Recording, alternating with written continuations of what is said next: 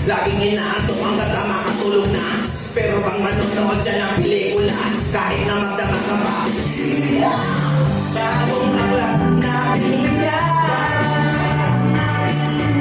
hindi pala binabasa. Bagong aklat na pinigyan, walang umiilang sa bahay nila. Bagong aklat na pinigyan, walang marka. Bagong aklat na pinigyan, inaaliw lang sa bahay.